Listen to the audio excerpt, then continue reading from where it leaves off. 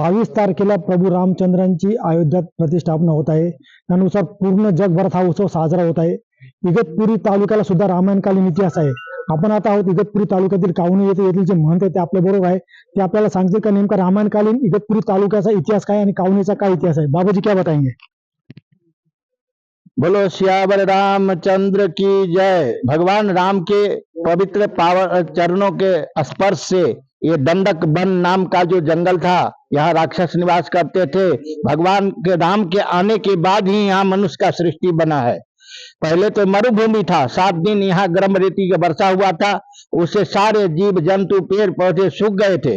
लेकिन भगवान शुक्राचार्य जी ने बोला जब राम का अवतार होगा उस समय राम जब इस दंडक वन में प्रवेश करेंगे तो उनके चरण के स्पर्श से फिर हरियाली भर जाएगी।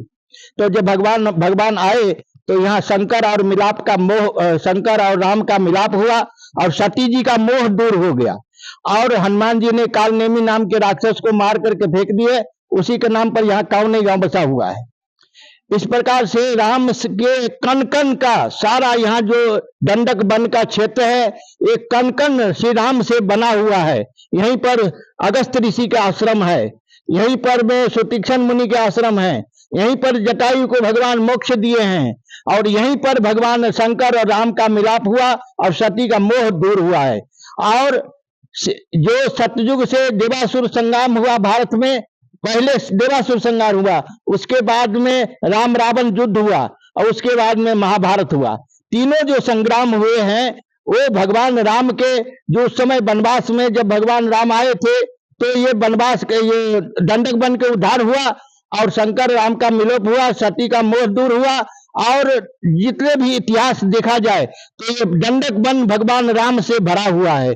जितने भी तीर्थ हैं राम जी के बनाया हुआ है और जहां राम तीर्थ चल जाही तहां संत सब नसै नहीं। ऐसे अयोध्या जहां राम है वहीं अयोध्या है। तो यहाँ पर साक्षात राम जी के 5000 वर्ष पुरानी मूर्ति है। और कुंभ मेला जब से शुरू हुआ है तब से मूल स्थान कुंभ का यही है। और इसको जो है पेशवाई ने मेला को विभाजन किया, चक्र तीर्थ पर ये मेला गया और वहीं पर आपस में साधु शिव और वैष्णव का झगड़ा होने से 12,000 साधु मारे गए। उसके लिए पेशवाई के पास जब गए जो ये ऐसा हो गया तो पेशवाई ने बोला जो बहुत बड़ा मैं गलती किया जो मेला को उठाया। लेकिन उस समय कोर्ट कचहरी हुआ तो पेशवाई ने मेला को शिव उपासक त्र्यंबक में, राम उपासक रामकुट में विभाजन किया। नहीं तो मूल स्थान कुंभ का यही है, श्री क्षेत्र कपिलधारा तीर्थ स्वर्ग। कामाख्या मंदिर है उसकी भी कुछ आख्यायिका रामायण से जुड़ी हुई, तो कामाख्या मंदिर की क्या आख्यायिका है? आख्या क्या है, जो भगवान राम जी जब आए थे ना तो वही जो सती जो है उसी का नाम यहाँ कामाक्षी देवी है। सती ने ही इसका रूप बदल दिया है। उस समय राम जी ने उसको स्थापना किया जो तुमने यहाँ पर मोह तुमका भंग हुआ तो तुम्हारा मूर्ति का यहाँ पूजा होगा। आपण बघू शकतात की इगतपुरी तालुक्याला किती मोठ्या प्रमाणात रामायणकालीन इतिहास आहे। शैलेश पुरोहित, TV9 मराठी, कावनई, इगतपुरी।